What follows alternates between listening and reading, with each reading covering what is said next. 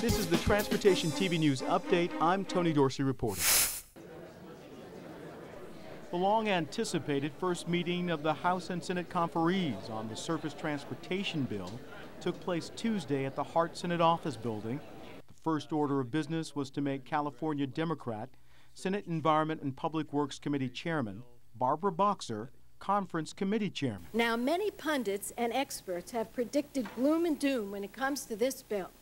They were wrong in the past. They said it was over, it was gone, it would never happen, we'd never pass it through the Senate, the House wouldn't act, we'd never be here. We're here.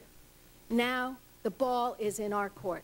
Bipartisan approval of MAP 21, the two-year, $109 billion surface transportation bill to be considered by the conferees, was led by Boxer and Senate EPW Committee ranking member, Oklahoma Republican James Inhofe. The conservative position is to pass this thing. You know, if we operate on extensions, it costs about 35%. In other words, we're throwing away about 35% of the funds that would otherwise be spent on infrastructure by not doing it.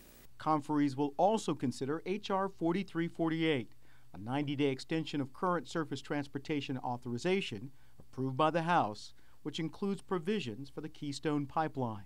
We're going to have to pay for this and pay for it responsibly.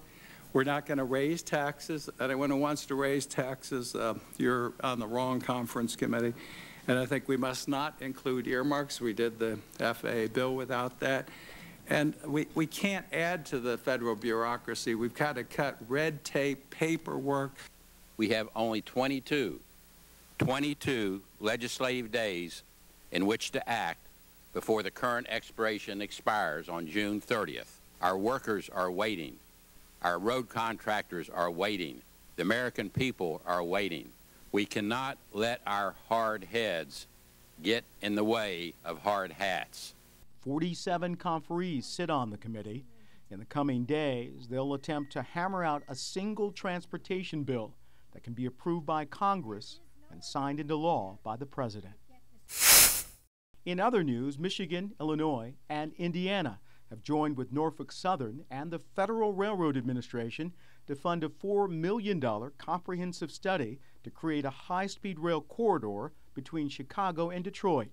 U.S. Transportation Secretary Ray LaHood said this week the goal is to cut passenger rail times between Chicago and Detroit and to move goods more efficiently between Chicago and Porter, Indiana. And finally this week, some good news about gasoline prices. The U.S. Energy Information Administration Tuesday cut its forecast for average gas prices to $3.79 per gallon for the summer driving season.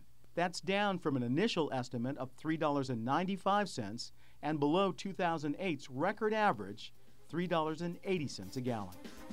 That's the Transportation TV News Update. Thanks for watching.